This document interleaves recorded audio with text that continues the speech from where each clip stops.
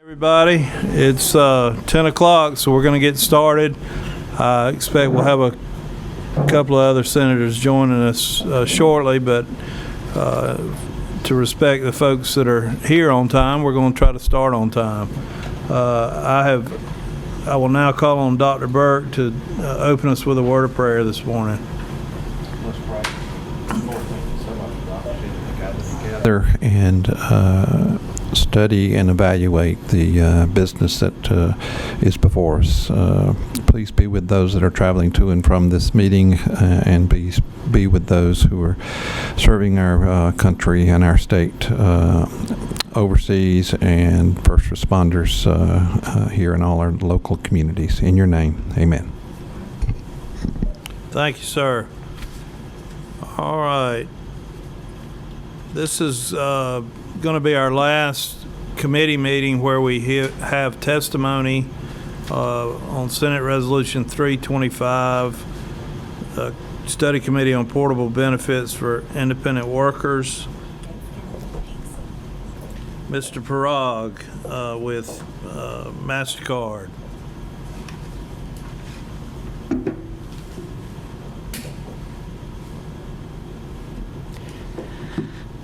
Good morning, Chairman Walker and honorable members of the committee. Thank you for the opportunity to offer testimony on portable benefits for independent workers. 400 years ago, Queen Elizabeth I of England denied a patent to an inventor who had come up with a contraption for knitting machines. And the reason why she did that is because she was afraid of the impact that it would have on seamstresses. Now, the hard truth is that neither kings nor queens, nor mere mortals like ourselves, can halt the march of technology. And while we can't predict exactly how disruptive automation and artificial intelligence are going to be to the global workforce, some estimates have suggested as many as 300 million people will have to reskill or change jobs in the next decade. What we know for sure is that change is going to come. And I appreciate the opportunity to discuss with all of you how we prepare for it. In 2017, following the passage of the U.S. Tax Cuts and Jobs Act, Mastercard, my company, committed 20% of our savings from tax reform, up to $500 million, to advance inclusive growth around the world. My name is Parag Mehta, and I have the honor of serving as the Executive Director of the Center for Inclusive Growth. We are the social impact hub of Mastercard, and our center is responsible for administering those philanthropic dollars. I lead a team that is committed to advancing sustainable and equitable economic growth, the kind of growth that leads to broadly shared prosperity. And we do this by producing actionable research, leveraging data insights for good, making programmatic grants, and engaging a community of stakeholders on the front lines of inclusive growth. But most importantly, we leverage the core assets and competencies of Mastercard, from its people and its brand to its data and its technology, all to promote financial inclusion and inclusive growth. Our vision of the world is a place where people and places are connected to the networks and the know-how that will help them achieve their potential. And the dual values that guide our work are financial security and economic mobility. And as you have heard today, the two of these go together. Without a strong social safety net and a stable source of income, it is nearly impossible to climb the economic ladder into the middle class. These objectives of financial security and economic mobility are at the heart of our work on helping workers prepare for a better future. There's a conversation happening about the future of work that's occupying a lot of energy in boardrooms and classrooms, in legislative halls and in living rooms. It's taken up much of your time as well, and I thank you for the attention that you are giving to it. At the Center for Inclusive Growth, we believe the future of work is already here. And what we know about the present of workers, about the workers of today, is that they are going to need access to education, skills building, and professional development throughout their lives. As the digital economy shifts, the market's focus is moving from discrete skills to broad-based capabilities. And therefore, we need to transform today's workers into what my colleague Kellen described as critical thinkers, and as we call them, lifelong learners. While the notion of lifelong learning may seem exciting to some of us in this room, let's take 6 months off to learn a new skill, it can be a very scary proposition for others. Taking time out of the workforce, time when you're not earning money to support your family, to acquire a new skill or to learn a new trade, can be a terrifying prospect for a lot of people. particularly for those who are economically vulnerable. And that anxiety is further compounded by the reality that workers face in a world teeming with vulnerability, with decreased access to predictable work, a lack of knowledge on how to upskill, and the absence of benefits that will move with them from job to job and from gig to gig. Simultaneously, employers are struggling to adapt to the historic guarantors of financial security, a regular salary, a traditional set of benefits, and moving to a landscape of jobs that are fraught with volatility. So what will it take to help workers prepare for and navigate the workforce of the future? This is a question that has been on my mind for a long time and was of great interest when I worked in the Labor Department, where I served during the Obama administration. It is also a question that drives the Center for Inclusive Growth's work on this topic. In seeking answers, we have been spearheading a new effort to reimagine the social safety net so that it allows workers to achieve both financial security and economic mobility without being tethered to a specific place or job. This effort is anchored and inspired by the idea of portable benefits, a system of benefits that is not tied to the traditional employer and employee relationship. Last year, the Center undertook an extensive landscape analysis to understand how a portable benefit system might work.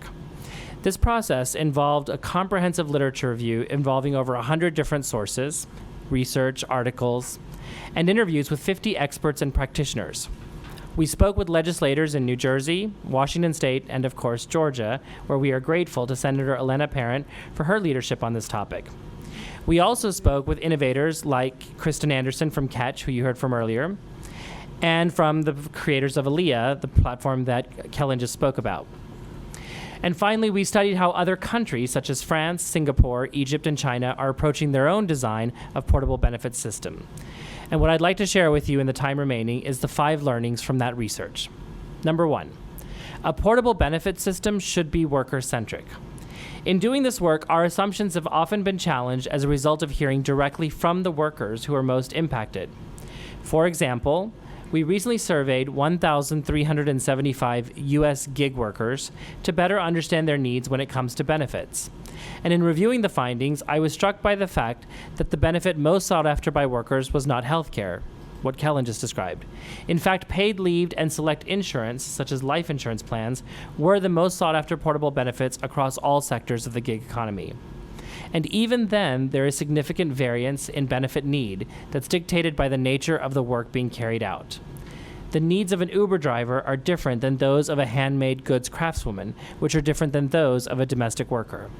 That is why the design of a portable benefit system must be shaped by the voice of the worker. We ought not design solutions for people without taking into account their lived experiences. Second, a portable benefit system should be powered by technology. We've been here before. We've seen major disruptions to the workforce that have cost people jobs, whether it was the move from an agricultural to an industrial economy or from analog to digital. We don't have typing pools anymore. The personal computer ended that. But it also enabled the launch of the World Wide Web and the creation of a host of jobs that we could have never imagined. What is different this time is that we are actively planning to smooth the transition between where we are today and where we need to be tomorrow. We have it within our power to create digital products for one very specific need that all workers have, namely, a way to access, manage, and redeem core benefits outside of the traditional employer-employee relationship. Just as technology is creating a problem, technology can also be harnessed to solve the problem. And I want to agree with my friend Kristen Anderson when she says this is the job of the private sector and technology companies. So how can technology help? Well, this takes me to my third point. A portable benefits system should be interoperable. Interoperability allows for all type of benefits and various funding sources to plug into one platform. Imagine a technology solution that can connect with existing benefit systems, your dental insurance, your child care, your transit subsidy, and one that can absorb inputs from different funding sources, the government, your employer, customers, and the workers themselves. My colleagues at Mastercard do this every day in over 200 countries around the world. They build products and solutions that connect merchants to banks, to other banks, to customers, all along digital railways that we created. So you can imagine how such interoperability would allow for a benefit system that can be truly portable across jobs, across geographies, and at scale. Fourth, Interoperability means that a system of portable benefits can and should be agnostic of the type of worker. I recognize that the focus of this study committee is on independent workers. But why not build a solution for those workers which could eventually be applied to all workers? The average working age American today will hold 11 different jobs over their lifetime. I myself have had 13 jobs in the last 20 years. I don't know what it is about me. The independent worker, the traditional workers, temps, and small business owners should all be able to rely on the same safety net, regardless of the type of work they do. And access to the system should be equal across all segments of society. When the affluent get their benefits in the same way as the poor, everyone has skin in the game, and the quality of the solution improves. Indeed, this explains why programs like Social Security and Medicare have been so successful. Because at their very essence, they are programs into which everyone contributes and into which everyone has access. Fifth, we ought to think outside the box and apply creative approaches to the solutions we design. What if, instead of currency, people earned points that could be cashed in for things like paid time off, or tax preparation services, or education? Imagine a world where, from the moment a child is born, a digital account is created and assigned to them, and they start collecting points. They get points for going to school. Their friends and family might gift them points at birthdays and graduations. They get points upon entering the workforce. And an employer would transfer points into their account. If they're driving an Uber, a customer could tip with points. It is then up to the worker to decide how to spend those points given their needs at a given time. You might choose to redeem 5 points for a visit to a clinic or 180 points for a 3-month training program. Points also enable greater mobility across borders. If you were to leave your job in Gwinnett County and start driving an Uber in Fulton County, your points still have value and can still be redeemed for the benefits you need. Creative solutions like this help us reimagine the social safety net in ways that make workers the masters of their own fate. No longer would a worker have to stay in a job they hate because they rely on the benefits. And at the same time, such a system would create new incentives for employers to compete for talent beyond any benefits package they have to offer. At Mastercard, we want to figure out if we can use technology and know-how to help workers access continuing education and acquire new skills. As Georgia and governments around the U.S. and around the world grapple with policies to divorce benefits from employers and put them where they belong, in the hands of workers, we remain committed to helping design the tools and the technology that will digitize how those benefits are accrued, stored, and spent. Why? Well, because it's the right thing to do, and because business cannot succeed in a failing world. Our responsibility as a company that employs nearly 16,000 people, as a leader in technological advancement, and as a brand that has consistently stood for inclusion and decency, is to leverage our assets and competencies to make the digital economy work for everyone and everywhere. So how are we doing this? Mastercard is designing a portable benefits solution to help gig workers access a wide range of benefits, including insurance protection, tools to help manage their personal finances, education benefits, and perks such as paid vacation and discounts. Our conversations with workers have made clear that such resources will not only contribute to their financial security, but also their economic mobility.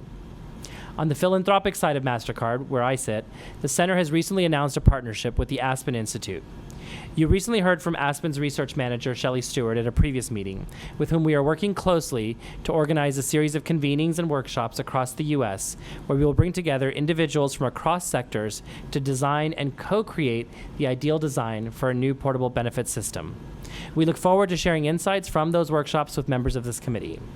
And in addition, we are building a public campaign around the idea of lifelong learning in order to help workers understand that continuing education is going to become a reality, a norm for all of us. Today, workers are seeing automation happen in front of their very eyes, and they are panicking as they figure out what to do. The fact is that skilling for skilling's sake cannot be the answer. Training without opportunities for meaningful employment cannot be the approach. One of the best ways we can prepare workers for the future is to be honest about what that future requires of them. We are all going to have to become lifelong learners, and Portable Benefits offers one way by which we can do so. In closing, I just want to say that Georgia has long understood that public demand for better solutions can catalyze change. In fact, I find it to be rather telling that it was the business community in your state that helped inspire some of the action around portable benefits. Such action is part of a longer narrative, which Georgia has time and again been an incubator for innovative policy and ideas that have reshaped American life. I remember as a high school student in 1993 watching Governor Zell Miller launch the Hope Scholarship, which created free college tuition opportunities for Georgia students who enrolled in one of 12 high-demand fields. Justice Brandeis famously called states the laboratories of democracy, and while many of our fellow Americans tend to think of California and New York as being on the forefront of innovation when it comes to policy, I knew, even in high school at 1993, that there's something special about Georgia. It's a state that cares deeply about its people, and whose people care deeply about investing in their own future. I thank you for inviting me to offer testimony today, and I look forward to taking your questions. Thank you, Parag. Questions for Parag? All right, let's see. Thank you, Mr. Chairman. Thank you so much for being with us. It's great to meet you in person. So this is a bigger conversation, but if there's a short answer, I'd be curious to hear it. I'm at least somewhat familiar with the discussions and public policy pushes for portable benefits in the U.S. I haven't thought at all about international systems. Have any of those countries you mentioned taken significant steps, or are they in a similar place to the United States? They're a little ahead of us. In France, they've created individual training accounts. I think they started this about 2 years ago. We are still monitoring the program to see what the impact of it is. I know that early on, they had some learnings around points-based versus currency-based models, but they're called individual training accounts. And so every worker in France over the age of 18 gets a stipend. I think it was originally 500 euros. I don't know if it's changed at the end of the year, and they can spend that on skilling. That's not quite the same as portable benefit. On skilling. They're Okay. focused very much on skilling as their issue, same in Singapore. But this idea of a portable benefit structure, as far as we've seen, doesn't exist anywhere yet. So they get 500 euros once when they turn 18? And Every then year. Every Every year year when they turn 18, and they can use it for job reskilling. training. Okay. And that's federally funded, or how's it funded? It's funded by the federal government, yeah. And I think employers also contribute as well, but it's managed by the federal government. Okay. Interesting. And Singapore is doing something similar? Yeah. And so those are two of the examples that we're studying to see what the outcomes of those programs are. Yeah. And they must have launched only in the last few years? Yes. Okay. Thank you. Sure. Other questions?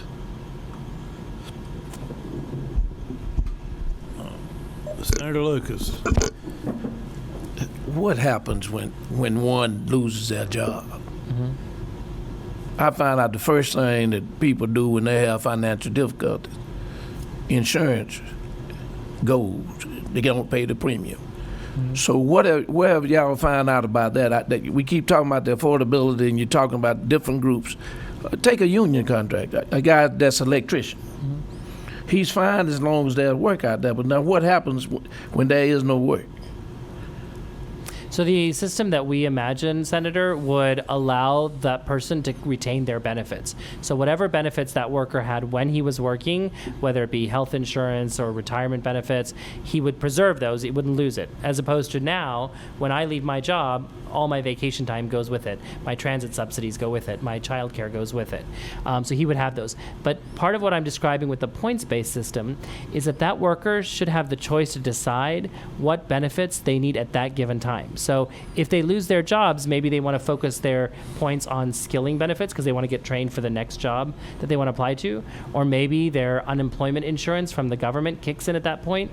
They should have the choice of what to spend it on. Health insurance may be a priority for you or me. It may not necessarily be a priority for that worker at that time. Do y'all really think that we will make a policy decision like that? I think it's a future state that we should be aspiring to, but what I'm describing with interoperability is that in the meantime, you've heard from people who've already designed portable benefit systems that are working in the field. If we can create technologies that can plug into what exists today, it will get us further on the road to that future.